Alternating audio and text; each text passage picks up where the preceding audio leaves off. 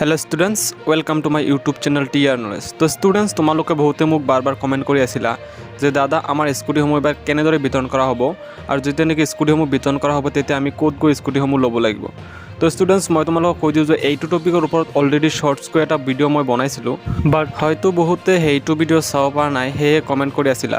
তো তোমালোক চিন্তা নকৰিবা, আজিৰ এইটো ভিডিঅ' চোৱাৰ লগে লগে তোমালোক সকলো বস্তু গম পাবা। তো তোমালোক অলপো স্কিপ নকৰাকৈ ভিডিঅ'টো প্ৰথমৰ পৰা শেষলৈকে চাই থাকা। আৰু লগতে যদিহে তোমালোক আমাৰ চেনেলটোত প্ৰথমবাৰৰ ভিজিট কৰিছে তো প্লিজ চেনেলটো ছাবস্ক্ৰাইব কৰি দিবা আৰু কাষতে থকা বেল আইকনটো প্ৰেছ কৰি দিবা, যাতে এনে গুৰুত্বপূৰ্ণ ভিডিঅ'বোৰ তুমি সদায় পাই থাকিবলৈ সক্ষম হোৱা। তো বলা পলম নকৰি মই আজিৰ ভিডিঅ'টো আৰম্ভ কৰোঁ। তো স্টুডেন্টস তোমালোক সকলোৱে নিশ্চয় মুখ্যমন্ত্ৰী ডাঙৰীয়াই তোমালোকৰ 2024 বৰ্ষৰ স্কুটি বিতৰণ সম্বন্ধে যি ঘোষণা কৰিলে কেইদিনমান আগত, সেইটো তোমালোকে নিশ্চয় সকলোৱে শুনিছা। আৰু যদিহে কোনোবাই শুনা নাই তো মই তোমালোকক কৈ দিওঁ যে প্ৰত্যেক বছৰৰ দৰে এইবাৰো অৰ্থাৎ 2024 বৰ্ষৰ এইচএছ পৰীক্ষাত যিসকল ছোৱালীয়ে 60% নম্বৰ লাভ কৰিবলৈ সক্ষম হৈছে, লগতে যিসকল ল'ৰাই 75% নম্বৰ লাভ কৰিবলৈ সক্ষম হৈছে, তেওঁলোক প্ৰত্যেককে অসম চৰকাৰৰ ফালৰ পৰা প্ৰজ্ঞান ভাৰতী স্কুটি স্কিমৰ আণ্ডাৰত এইবাৰো স্কুটিসমূহ প্ৰদান কৰিব। আৰু ইয়াত তোমালোকৰ বাবে এটা ভাল খবৰ যে এইবাৰ তোমালোকৰ স্কুটিসমূহ আন বছৰসমূহতকৈ অলপ আগতীয়াকৈ চৰকাৰৰ ফালৰ পৰা প্ৰদান কৰা হ'ব। অৰ্থাৎ তোমালোকে এইবাৰ নৱেম্বৰ মাহৰ 30 তাৰিখৰ আগতে স্কুটিসমূহ লাভ কৰিবলৈ সক্ষম হ'বা। আৰু এই নৱেম্বৰ মাহৰ ফাৰ্ষ্টতে যিহেতু পঞ্চায়ত ইলেকশ্যন আছে, তো সেই ইলেকশ্যনটো হৈ যোৱাৰ পিছতেই তোমালোকৰ যিটো স্কুটি বিতৰণ প্ৰচেছ সেইটো চৰকাৰৰ ফালৰ পৰা ষ্টাৰ্ট কৰা হ'ব। তো ষ্টুডেণ্টছ আহা আমি এতিয়া আলোচনা কৰোঁ যে তোমালোকৰ স্কুটিসমূহ এইবাৰ কেনেকৈ বিতৰণ কৰা হ'ব। তো ষ্টুডেণ্টছ মই তোমালোকক কৈ দিওঁ যে প্ৰত্যেক বছৰৰ দৰে এইবাৰো অসম চৰকাৰে তোমালোকৰ স্কুটিসমূহ ডিষ্ট্ৰিক্ট ৱাইজে প্ৰেৰণ কৰিব।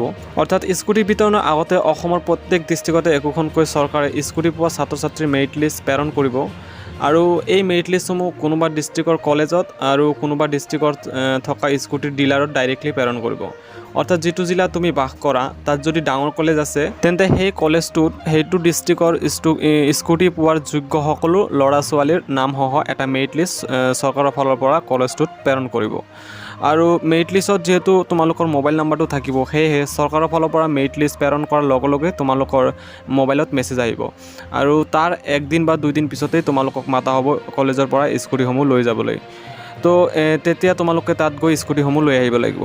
আৰু ষ্টুডেণ্টছ স্কুটিৰ মেৰিট লিষ্টত ফোন নম্বৰৰ বাহিৰে আৰু কি থাকে যদিহে তোমালোক জানিব বিচাৰা, তো মই ইয়াৰ আগত এইটো টপিকৰ ওপৰত ভিডিঅ' বনাইছোঁ যে স্কুটিৰ মেৰিট লিষ্ট কি, স্কুটিৰ মেৰিট লিষ্টত কি থাকে, লগতে স্কুটিৰ মেৰিট লিষ্টত তোমালোকৰ নামবোৰ কেনেকৈ বিচাৰিবা, এই সম্পূৰ্ণ টপিকৰ ওপৰত ডিটেইলছত মই এটা ভিডিঅ' বনাইছোঁ।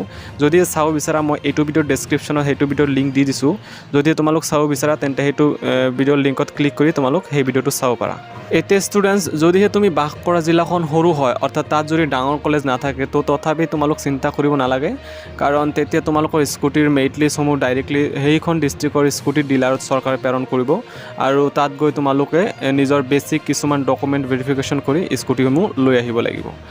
আৰু এইটো ভিডিঅ' যদিহে দৰং ডিষ্ট্ৰিক্টৰ কোনোবা ষ্টুডেণ্টে চাই আছা, তো মই তোমালোকক কৈ দিওঁ যে তোমালোকৰ স্কুটিসমূহ মংগলদৈ কলেজত আহিব আৰু তাত গৈ তোমালোকে স্কুটিসমূহ লৈ আহিব লাগিব। তো ষ্টুডেণ্টছ নিশ্চয় তোমালোকে গম পালা যে তোমালোকৰ স্কুটিসমূহ চৰকাৰৰ ফালৰ পৰা কেনেকৈ বিতৰণ কৰিব আৰু কেতিয়া ক'ত গৈ তোমালোক স্কুটিসমূহ লৈ আহিব লাগিব। তো আজিৰ ভিডিঅ'ত এইখিনিয়ে আছিল। যদি ইয়াত তোমালোকৰ কিবা সুধিব লগা থাকে তো প্লিজ কমেণ্ট কৰি জনাবা, মই তোমালোকৰ কমেণ্টৰ নিশ্চয় এনচাৰ দিম। আৰু যদি সেই ভিডিঅ'টোত ভাল লাগে প্লিজ ভিডিঅ'টো এটা লাইক কৰি দিবা, আৰু যদি চেনেলত প্ৰথমবাৰৰ ভিজিট কৰিছা তো প্লিজ চেনেলটো ছাবস্ক্ৰাইব কৰি ৰাখিবা, কাৰণ এনে গুৰুত্বপূৰ্ণ ভিডিঅ'বোৰ মই সদায় লৈ আহি থাকোঁ। তো প্লিজ চেনেলটো ছাবস্ক্ৰাইব কৰি ল'বা। তো পুনৰ লগ পাম এনেধৰণৰ গুৰুত্বপূৰ্ণ ভিডিঅ'বোৰ লৈ, তেতিয়া কাৰণে ভালে থাকিবা, সুস্থ থাকিবা।